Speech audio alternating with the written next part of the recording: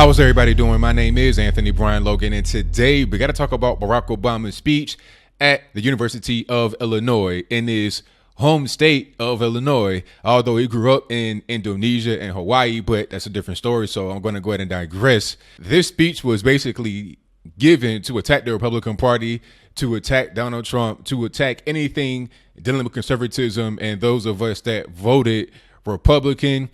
Donald Trump saw it, and he had a couple of words for it. I'm sorry I watched it, but I fell asleep. I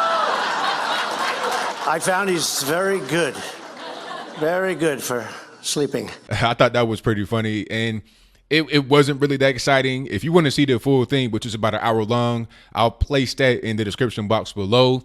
What I'm going to do right now is play about 2 minutes of it, and in this particular excerpt from this speech, you'll see him list off a bunch of bullet points about how the Republicans are bad, they're paranoid, they're racist, X, Y, and Z. After we get done watching that, I'll address those bullet points, and then I'll give you my 2 cents about the whole situation and wrap it on up with a nice bow on top. So without further ado, let's go ahead and roll it.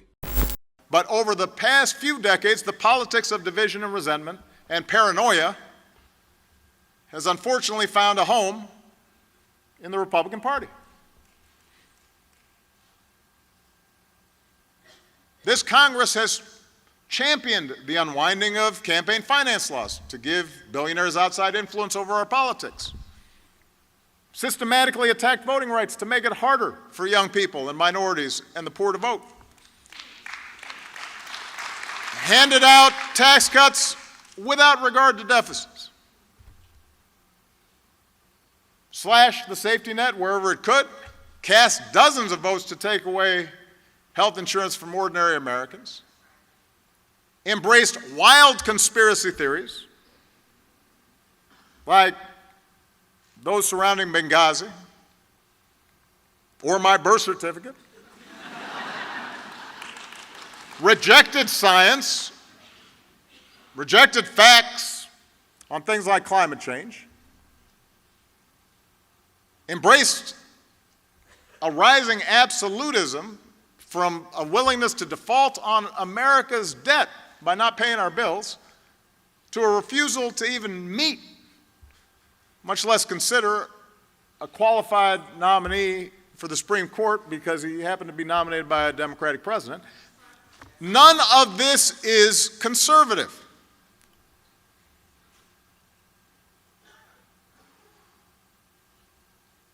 I don't mean to pretend I'm channeling Abraham Lincoln now, but that's not what he had in mind, I think, when he helped form the Republican Party. It's not conservative. It sure isn't normal. It's radical. It's a vision that says the protection of our power and those who back us is all that matters, even when it hurts the country. Okay, so you saw that. You see what's happening.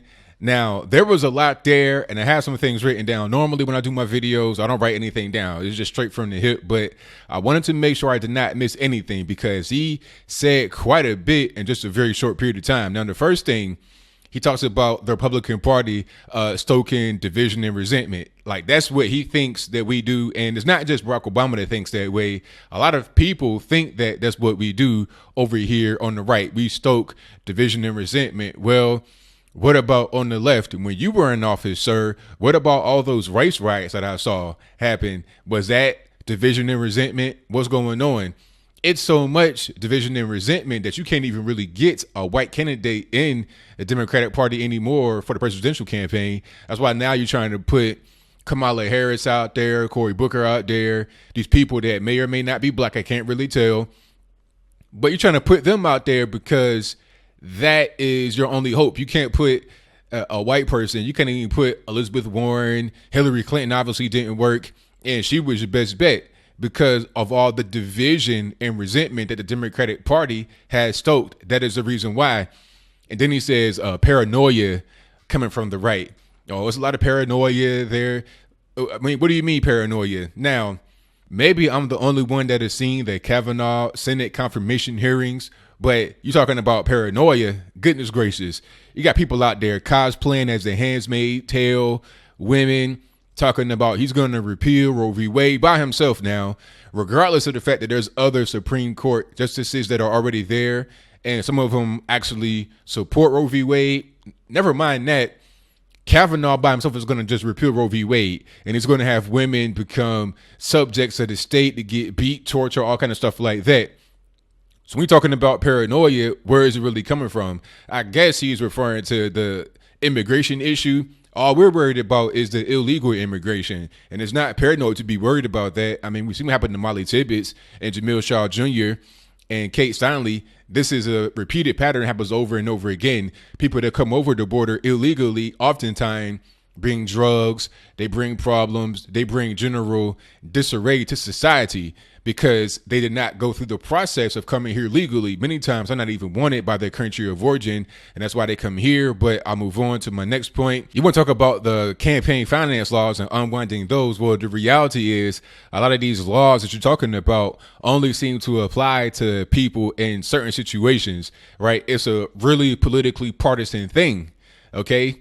You are attacking people like Dinesh D'Souza, Michael Cohen, all to try and get bigger fish. So what is really the purpose of these laws? And let's have the laws be there and follow evenly rather than just being used as a weapon against certain individuals. But you don't want to talk about that. You just want to make it seem like he wants, Trump that is, he wants to have foreign interference in our elections to work in his favor. Like it's impossible for foreign interference to work in the favor of the Democratic side, which brings me to my next point about voter ID law. He did not say anything specifically about voter ID, but he did say, are you trying to make it harder for people to vote, minorities and all this and that? Well, how hard is it to get an ID? ID is required to live your life. If you are on welfare, you got to have ID. So if it's somehow racist or, sexist or whatever the case may be to require voter ID, then why isn't that those same things to require ID to go get welfare, right? If it's about the poor and minorities, a lot of poor minorities are on welfare. So why isn't that racist in that situation to require ID for them to be able to get those benefits? But somehow it is racist to require ID to go vote. And this whole excuse about being poor is just bogus because many times you can go get a voter ID card for free. It's not that difficult. If you're able to go register, if you're able to go vote, then you're able to get a voter ID card.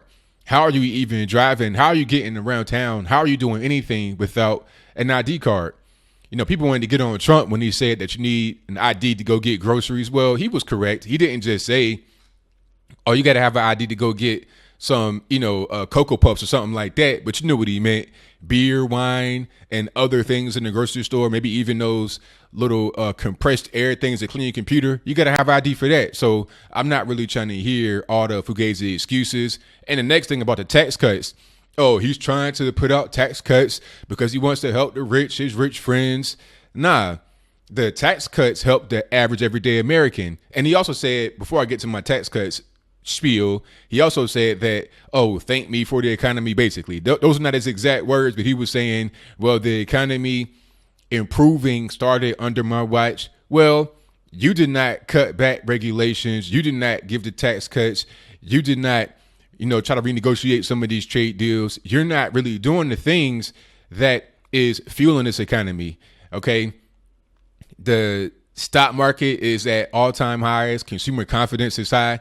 The reason why the confidence is high is because you have a guy in there that is going to do the necessary things to get the economy back on track. He's going to be a business-friendly person. Now, that doesn't mean that he's just a rich person, friendly person. It's about you got to have strong businesses that are able to pay the employees an appropriate amount of money. If the employees don't really have enough money to be able to draw from the business, then they're not going to be able to get paid as much. When he did those tax cuts, you're talking about all types of raises, new jobs, and bonuses that were given out to employees. That type of environment was not available under Barack Obama, who is a champion of big government. And anytime you have more big government, you have less money that is given to the people and more cash that is funneled through the government, and they usually waste it. And then he was talking about going back to the tax thing.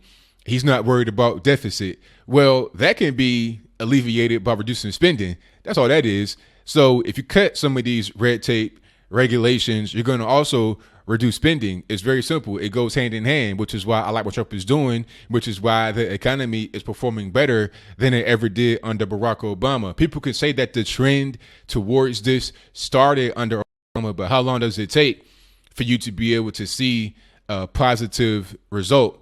All right. In 2007, the economy was perfectly fine, except for the whole subprime mortgage situation. But that did not crash the entire economy for 8 years. That wasn't what it was. But I digress and get to my next point. He brought up Obamacare. Now, everybody knows that Obamacare was a failure. Even some of those on the left understand that Obamacare was a failure. The poor people you're talking about that, need access to health care, they're on Medicare, Medicaid. Obamacare is not going to help them. Obamacare is expensive, crazy high deductible. It's not really going to get you any kind of good coverage. So why would you even bring that up?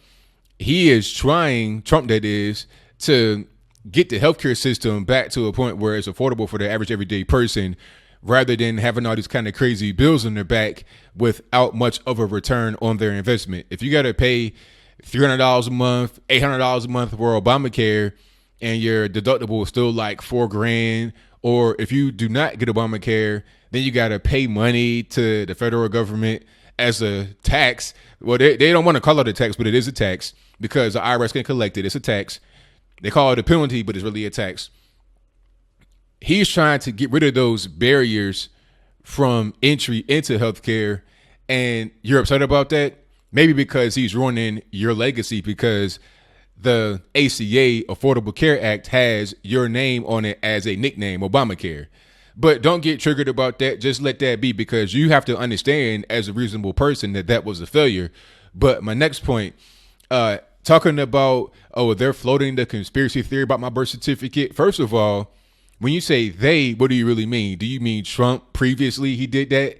Now, let's not act like it did not start under the Democratic Party. All right. I remember, Barack, if you're watching, I remember the 2008 election campaign. I watched it closely. I wanted you to win because back then I was still lost in the sauce. I was not drinking, but just, liberal drunk, if that makes any sense. I was drunk on the ideas of liberalism, and I could not see the forest for the trees.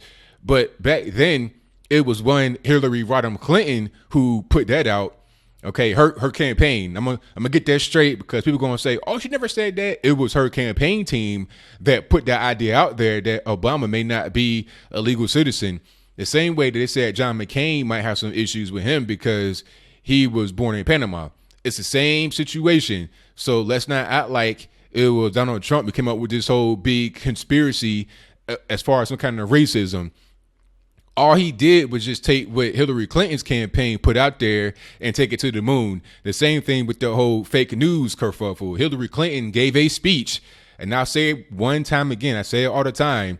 She gave a speech about fake news in the 2016 campaign. Trump just took that and again took it to the moon. But Trump is the one that is accused of attacking journalists, not taking real news seriously. And then that is my next point. You're talking about science is not a fact. Science is not a fact. I'll say that. Science is not a fact.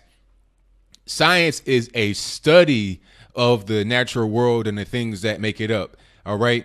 So you can't just say that everything that is explained in a scientific way is automatically factual. That's not the case. Climate change is really a theory.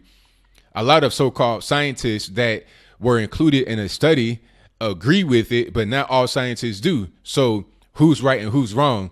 What evidence can be presented to prove one right and one wrong? Really, it's just an opinion based upon the evidence that's available. It is not a solid 100% fact, and that I know for sure and for certain. But to move right along, you're talking about, they blocked your SCOTUS pick, Merrick Garland. Well, the reason for that is because you were a lame duck. That was like a 12-hour type decision. You were trying to get that in there as a last-minute thing.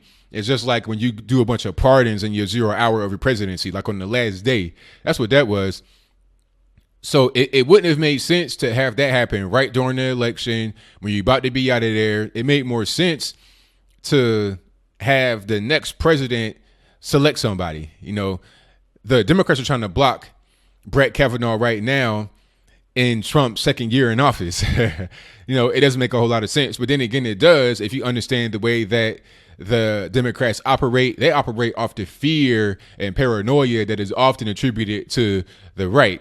The left, they have Trump derangement syndrome very bad. And I think that Obama is showing the early and or late stage signs of it. But the next point, Obama said that this is not conservative. And I guess this means all the things that Trump is trying to do that he disagrees with. Well, since when did a raging liberal get to decide what is conservatism, what is not conservatism?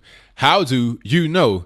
If you were in charge of deciding what conservatism is, it'd just be liberalism, because you're not going to agree with what anything conservatives do for the most part, especially when they are not part of the whole deep state system. You want a guy that's going to be in there as a state guy. See, Obama, you're a state guy. You're a company guy. You do pretty much what you're told to do. You are not a leader. You can't lead by the front. You're leading in a symbolic way only. You have your marching orders from behind the scenes from the deep state, as we call it. And that's pretty much what you do. You're not going to be a guy like Trump to really go in there and try to slay these dragons. All you're going to do is go out there, be handsome, you know, give, you know, real cool expression, sing Al Green. That's your job. You're not truly a leader. You are a figurehead, a puppet.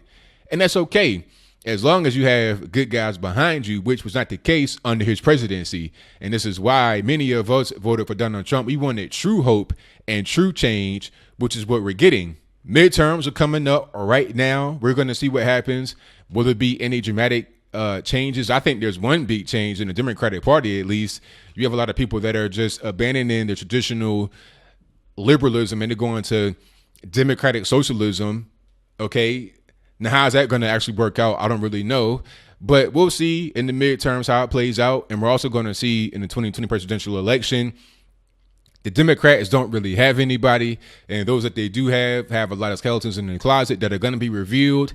And Trump's going to be the incumbent.